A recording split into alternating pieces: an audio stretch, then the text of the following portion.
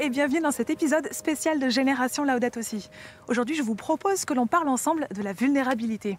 Comment les événements parfois douloureux que l'on traverse dans nos vies peuvent nous mettre en mouvement et nous donner envie de transformer le monde qui nous entoure. Eh bien, on en parle avec notre invité du jour. Il s'appelle Maxime Pavlak. Maxime est chrétien, père de famille. Il est aussi le fondateur de l'entreprise Eloa qui veut sensibiliser le public à une agriculture plus responsable. Et vous allez le voir, il a accepté de nous livrer aujourd'hui un témoignage à la fois très personnel et universel. On le retrouve tout de suite, c'est parti. Bonjour Maxime. Bonjour Claire. Merci beaucoup d'être avec nous. Alors Maxime Pavlak, quand on regarde votre parcours, ce qui est impressionnant, c'est le nombre de choses que vous faites. On l'a dit juste avant, mais vous êtes père de famille, notamment de Faustine, qui est porteuse de handicap. Vous êtes entrepreneur, vous êtes artiste. Honnêtement, comment est-ce que vous faites pour trouver l'énergie et la force d'être engagé partout comme ça ? Je pense que ce qui est au cœur de mon mouvement, de ma mise en mouvement, c'est la confrontation avec le handicap de ma fille. Parce que ça a provoqué chez moi en fait une conversion intégrale. Cette confrontation, notamment parce qu'elle me permet de prendre soin de mon âme, en me permettant de me donner, en me permettant d'apporter du sens, en me permettant de contempler. Et en fait, voilà, tout ça répond aux besoins fondamentaux de mon âme et apporte cette conversion qui vraiment met profondément en mouvement sur la durée. Alors, dans cet épisode, on va parler ensemble de la vulnérabilité. Est-ce que vous estimez aujourd'hui que vous êtes quelqu'un de vulnérable ? Oui, aujourd'hui, oui. Dans le passé, pas forcément, mais c'est vrai que, en tant qu'entrepreneur, on est un peu vulnérable, on passe par des hauts et des bas, donc ça c'est un vrai sujet. Et puis en tant que papa d'une petite fille qui a un handicap, on le vit dans sa chair, cette vulnérabilité. On se retrouve un peu dans le club des personnes vulnérables que je voyais un peu de loin avant. Et on a envie de se mettre en mouvement justement pour ces personnes vulnérables dont on fait un peu partie. Parce que comme le dit le pape François, les personnes les plus fragiles, les plus vulnérables sont les premières victimes de la crise environnementale et sociale. Eh bien, la vulnérabilité, la foi, le handicap, la conversion écologique, ce sont les thèmes que l'on va aborder ensemble aujourd'hui. On va s'installer, Maxime ? Avec plaisir. C'est parti.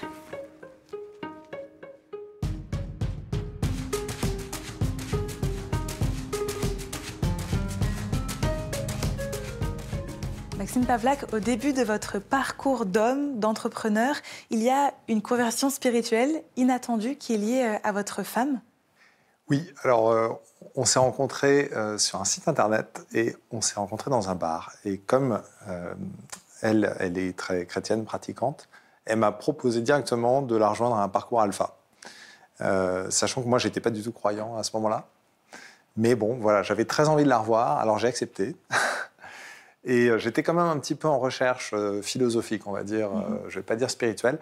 Et en allant à ce parcours alpha, de manière un peu supérieure, méprisante, il s'est passé un truc un peu surprenant pour moi. J'ai fait un rêve une nuit où quelqu'un me posait une question, je ne sais plus exactement laquelle, mais quelqu'un d'autre me répondait. Certains font confiance à Jésus.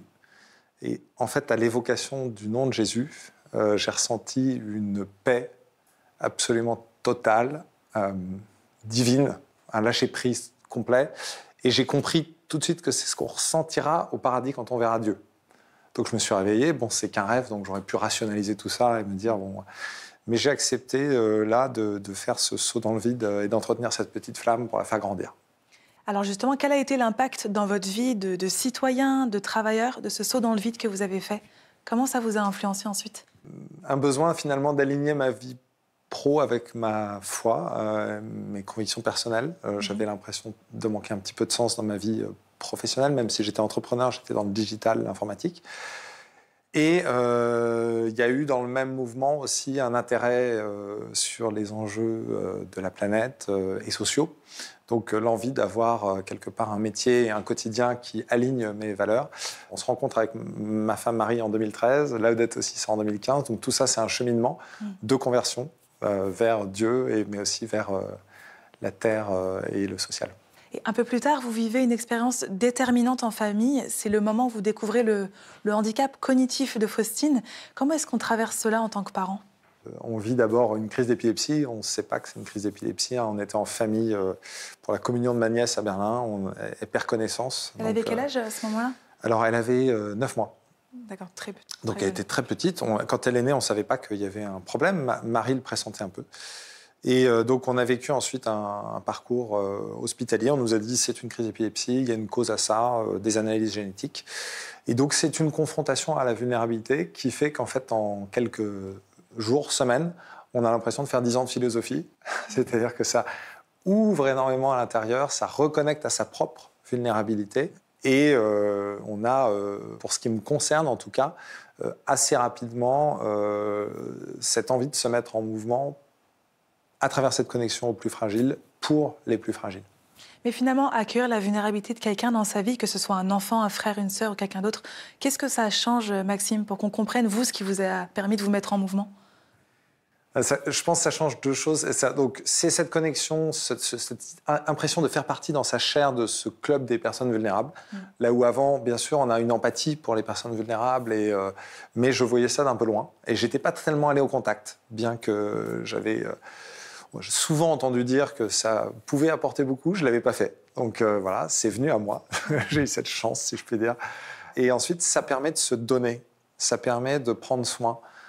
Ça permet de donner un surcroît de sens. Et en fait, tout ça, ça fait du bien à l'âme, en fait. Alors, comment accueillir la vulnérabilité de sa fille a permis à Maxime Pavlak de s'engager dans le monde, de créer différents projets ? On en parle tout de suite dans cette seconde partie.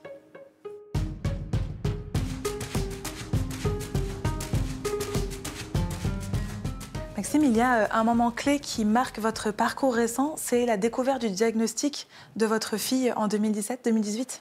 Oui, c'est le diagnostic. Donc on a 6 mois d'analyse génétique, on va dire, et puis un jour on est convoqué à l'hôpital et on nous annonce en fait son handicap. Donc c'est une anomalie qui s'appelle DUP15Q. C'est un problème sur mon chromosome 15 qui induit des très fortes difficultés cognitives. Donc, c'est des enfants qui, à l'âge adulte, ne parlent pas, qui peuvent avoir des difficultés à marcher et dans leur compréhension avec des forts syndromes autistiques et de l'épilepsie. Et donc, quand on a ce diagnostic, on va dire, le sol s'effondre un peu sous nos pieds. C'est extrêmement violent, en fait, pour vous, pour la famille ? Ouais, c'est violent. Mais il y a quand même eu 6 mois avant pendant lesquels on savait qu'il y avait quelque chose. Voilà, donc on a eu ce cheminement. Et moi, le soir du diagnostic, en fait, où j'avais commencé à réfléchir, à remonter une autre entreprise dans l'agriculture, quelque chose de beaucoup plus concret avec du sens et de l'impact. Parce qu'on ne l'a pas dit, mais vous travaillez dans l'informatique auparavant. Voilà, c'est ça. Ouais. Avant, j'étais dans l'informatique.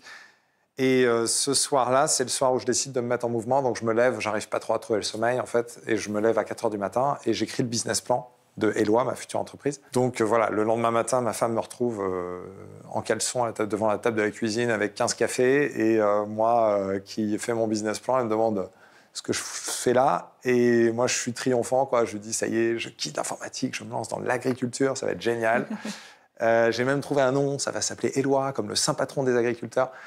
Bon, voilà, elle, ça a été un peu chaud, hein, le lendemain du diagnostic de ma fille. Donc là, on est en 2020, vous aviez passé 15 ans dans le digital et vous décidez de mettre vos compétences d'entrepreneur au service de la transition agroécologique. Vous parlez d'Eloi, c'était quoi le but d'Eloi alors ? Alors le but d'Eloi, c'est de permettre d'une part le renouvellement des générations agricoles, donc c'est aujourd'hui un enjeu majeur, mais aussi dans le même temps la transition, ou de poursuivre une transition vers des pratiques plus durables. Le renouvellement des générations, en France, il y a à peu près 400 000 fermes, un peu moins. Et il y a 1 sur 2 qui devrait être à transmettre dans les 10 ans. Et il y en a énormément qui ne sont aujourd'hui pas reprises par un jeune qui s'installe.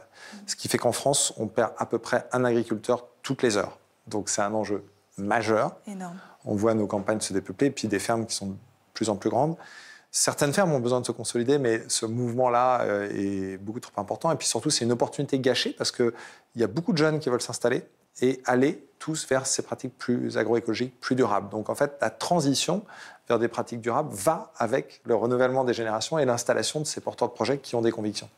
Et donc, qui sont vos clients aujourd'hui et quels sont vos principaux défis dans l'aventure Eloi ? Alors, on a 2 clients, ça déjà c'est un défi. Hein. C'est déjà les agriculteurs qui veulent transmettre leurs fermes, qui sont très nombreux, hein, comme je le disais. Donc, il y en a 20 000 tous les ans à peu près.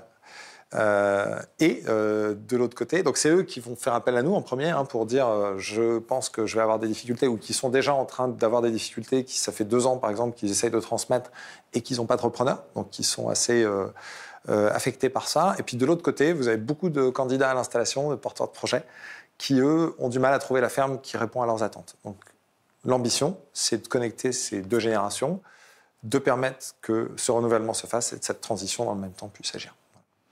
On le sait, hein, aujourd'hui, le monde de l'agriculture est un monde très, très compliqué, très divisé aussi. Comment est-ce que vous êtes accueillis dans les différents lieux où vous allez, dans les différentes exploitations agricoles?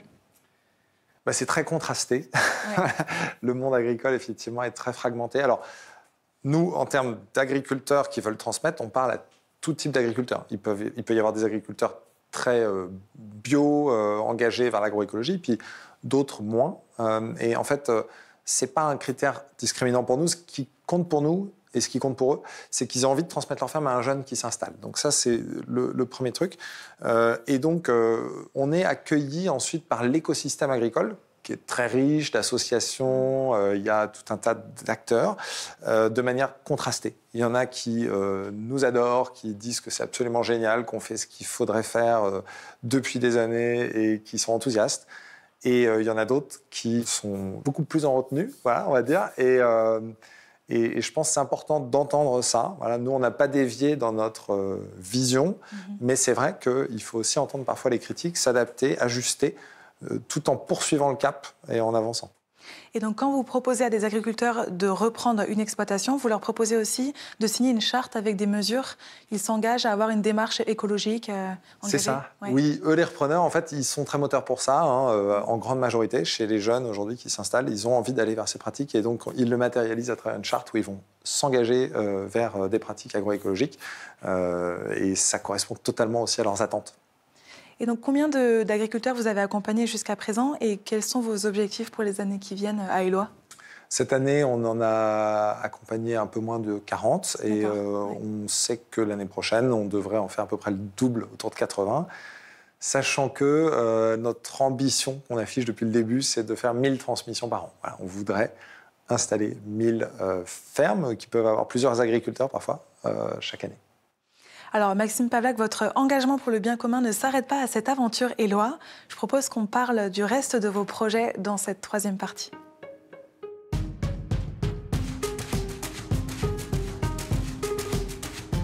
Maxime, on va essayer de se mettre ensemble maintenant à l'écoute de la clameur des pauvres et la clameur de la terre. Je vous propose, pour poursuivre notre échange, de découvrir un reportage que l'on a fait auprès des Scouts de France à Besançon, qui ont décidé de partager une journée avec des jeunes migrants. C'est un reportage de Marine Belmont.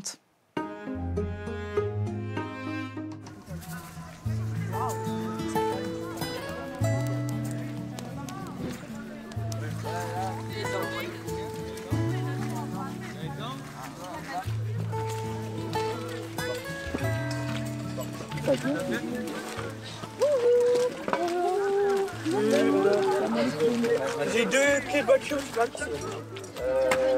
je les veux bien. Donc ce matin, l'idée c'est qu'on cuisine. Est-ce qu'il y en a un qui veut dire ce qu'on va manger? Ce qu'on va préparer? Je sais même pas ce qu'on mange. Il y en a qui savent. Mais pas ensemble, on prépare plusieurs petites choses. Vas-y, Sido. Du porridge avec des bananes. Est-ce que vous connaissez le porridge? Et du pain avec de la poutée. Et de la poutée. Et de la confiture. Et du fromage et de la confiture. C'est super? Ça vous va? Ok. Et ben on y va?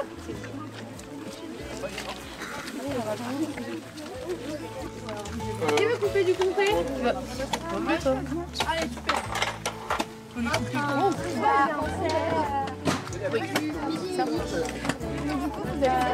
Tony, toi, c'est pas trop dur d'apprendre le changement. C'est compliqué. Un petit peu, vous avez trouvé des allumettes? Aujourd'hui, nous accueillons des personnes migrantes et nous préparons notre déjeuner avec eux. Donc nous faisons un porridge et on fait cuire des pommes de terre. On va discuter avec eux pendant qu'on mange. On va apprendre à les connaître, tout. Fais une coupe de lait. Moi, je fais d'abord du lait. Je fais chauffer. In Bangladesh, what is the first language? Non, parce que celui-là, la sécurité, c'est pas... And is it close to Indian? No. Can you understand someone? No, it's who is Indian? yeah, it's the country is close, but the language is too much different. Okay. Moi, ça me semblait important de rencontrer les migrants parce que on nous a raconté souvent que ils voyaient pas forcément des gens, et qu'ils étaient surtout entre eux. Et enfin, je sais pas, c'était intéressant de pouvoir créer du lien avec eux et de leur faire découvrir quelque chose qu'ils connaissaient pas. Et nous aussi, nous faire découvrir des choses. Enfin, découvrir leur culture et les choses comme ça. On a parlé avec eux pendant qu'on préparait le repas, donc on leur a demandé d'où ils venaient, comment ils avaient appris la langue française, dans quelle classe ils étaient, aussi leur âge. Et puis oui, on a beaucoup échangé, par exemple, s'ils connaissaient par exemple le comté, s'ils connaissaient de la gastronomie qui venait de notre région ou de la France. Allez les filles, rassemblement, on vous attend. On est un mouvement catholique et du coup on a l'habitude de bénir et de remercier le repas, les aliments qu'on a et le fait d'avoir la chance d'avoir un repas chaud alors qu'il fait froid. Et donc pour ça, il y a certains qui vont lancer, on appelle ça un bénédicité. La grenouille, nourrit ses petites fripouilles, petites fripouilles, petites fripouilles. Merci Seigneur pour ce repas.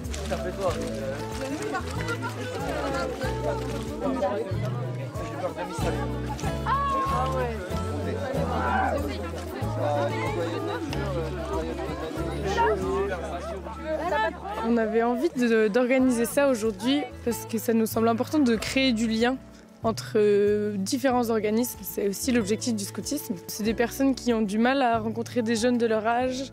Donc c'est trop chouette de pouvoir nous proposer ça et faire de la cuisine, des jeux et juste passer du temps, créer du lien. C'est important que les jeunes vivent ça parce que la plupart d'entre eux, ils viennent du centre-ville de Besançon et donc c'est quand même une population plutôt aisée et donc ils n'ont pas trop l'habitude de rencontrer des personnes qui vivent plus dans la précarité.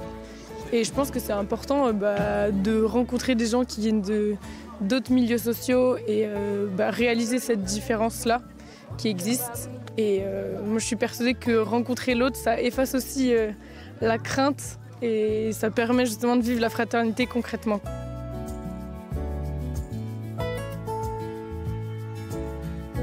Pour qu'eux vivent autre chose que juste leur chambre, puis les organismes qui vont les aider pour les papiers. Moi j'ai passé une super matinée, c'était super intéressant, on a beaucoup découvert, surtout sur les plats qu'ils cuisinaient. On leur a appris à jouer à la tech aussi qu'ils ne connaissaient pas. Et c'était super sympa et puis on a gardé leur numéro pour pouvoir refaire une activité avec eux plus tard.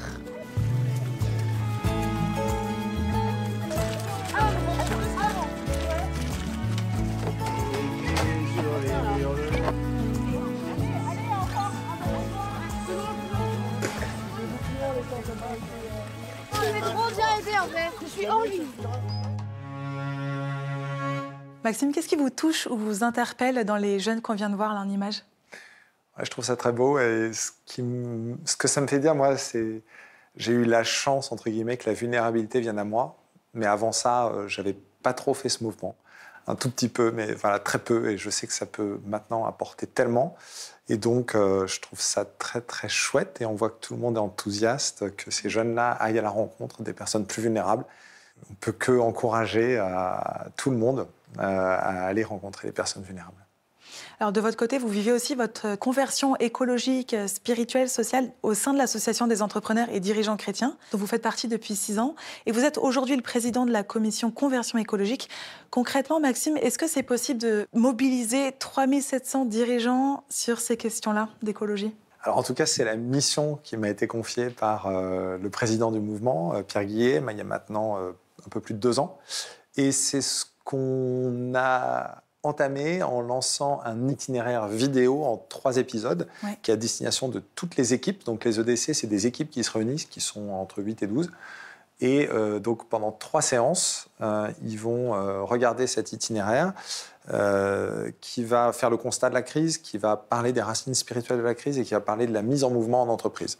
Donc avec 6 témoignages d'entrepreneurs et de dirigeants qui se sont mis en mouvement, plus ou moins avancés. Voilà, et on voit que c'est un grand succès, parce qu'aujourd'hui, on est à plus de 1200 vues de premier épisode. Or, on est, comme vous disiez, 3700 dans le mouvement. Donc, ça veut dire que beaucoup l'ont vu, sachant que beaucoup l'ont vu en équipe. Donc, c'est même en train de d'essaimer en dehors. J'ai des très bons retours. Je sais qu'il y a aussi certaines personnes dans les équipes un peu plus sceptiques, voire réticentes, comme partout dans la société. Mais quand même, une grande majorité des équipes font ce choix de démarrer l'itinéraire. Vous dites que la crise écologique qu'on traverse a des racines spirituelles. Est-ce que vous pouvez nous en parler un peu ? Le point, c'est de voir que les désordres du monde que l'on constate autour de nous sont de fait, en fait, le reflet de nos désordres intérieurs et de nos désordres spirituels. Et que si on veut pouvoir prendre soin de la Terre et des hommes, il faut d'abord regarder à l'intérieur de nous et travailler sur notre propre conversion. Et l'une des manières de faire écho à ce que je disais tout à l'heure, et ce que j'ai vécu personnellement d'ailleurs, c'est de se dire que notre âme, en fait, a des besoins fondamentaux, et que si ces besoins fondamentaux ne sont pas assouvis, en fait, naît une inquiétude spirituelle. Et de cette inquiétude spirituelle, on cherche des compensations.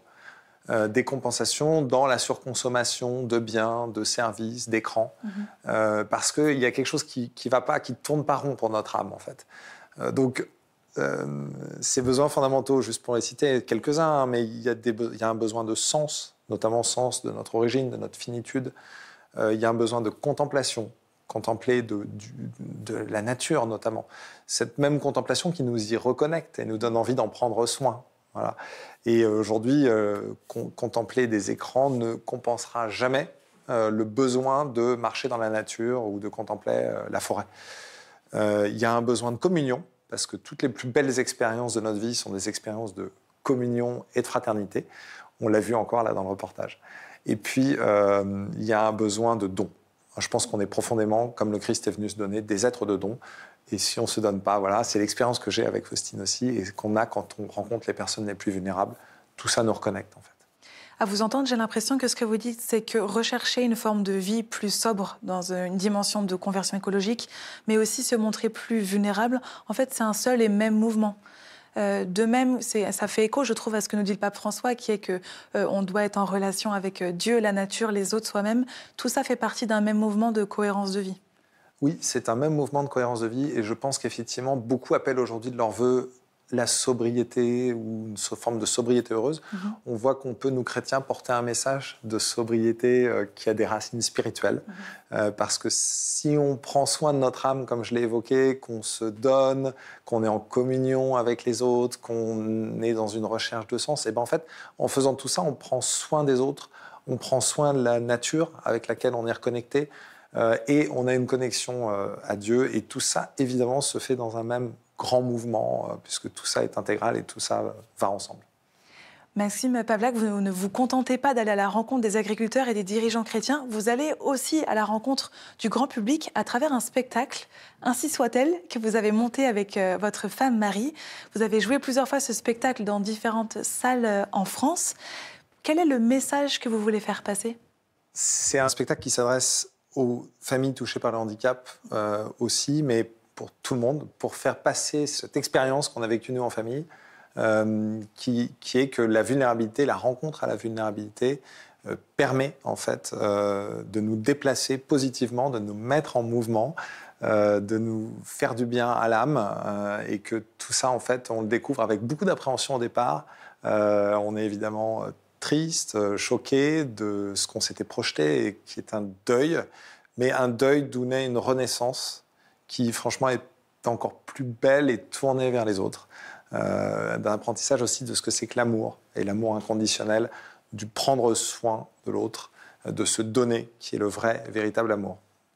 Alors on l'a dit, vous êtes aussi un artiste, vous êtes musicien, vous composez des morceaux qui sont joués dans votre spectacle, et vous avez accepté de nous slammer l'un de vos morceaux. Lequel avez-vous choisi ?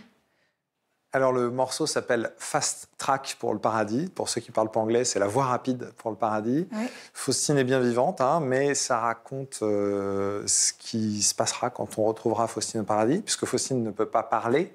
Donc c'est aussi une douleur pour nous, dans la communication avec elle, de ne pas pouvoir savoir précisément ce qu'elle ressent. Et donc ça parle de ça. Eh bien Maxime, la parole est à vous, on vous écoute. T'as un fast track pour le paradis, mon bébé. Garde-nous un ticket. Tu seras très au-dessus de nous, mon bébé. Toi qui parais blessé, mais qui dedans, pourtant, est immaculé. Pas facile de l'accepter, notre altérité. Pourquoi n'est-il pas touché? Qu'a-t-elle à s'apitoyer? Une douleur plus cachée, il faut bien avancer. Et une autre douleur, qui elle doit sortir, s'exprimer pour pouvoir après repartir. On n'a pas réagi pareil, comme la lune et le soleil, différents par notre nature, mais c'est toi qui me fais luire. Dans la douleur, tu as mis du blanc, dans le noir que je broyais. La tristesse nous a touchés pourtant. On n'a pas coulé. On a pris l'eau ensemble, mais cette eau, tu l'as bénie par ton amour qui nous porte dans la nuit. On s'abandonne pour se trouver, on se perd pour tout gagner. Ma dépendance à toi me rend plus fort. Avec notre bébé, à la vie, à la mort, on inversera les courants pour partir, à l'aventure où il va falloir tenir. On est parents, mais pas rendus sur ce chemin. Mais on est deux quand on l'endure. Donne-moi la main. Et je chéris cette foi qui nous unit, ce soutien infaillible qui nous porte au cœur de la nuit, qui me fait dire qu'au ciel, on te retrouvera et qu'elle sera là comme toi et moi, qu'enfin elle nous parlera. T'as un fast-track pour le paradis, mon bébé, garde-nous un ticket. Tu seras très au-dessus de nous, mon bébé, toi qui parais blessé, mais qui dedans pourtant est immaculé. Un immense merci, Maxime Pavlak, pour ce témoignage, pour ce slam magnifique.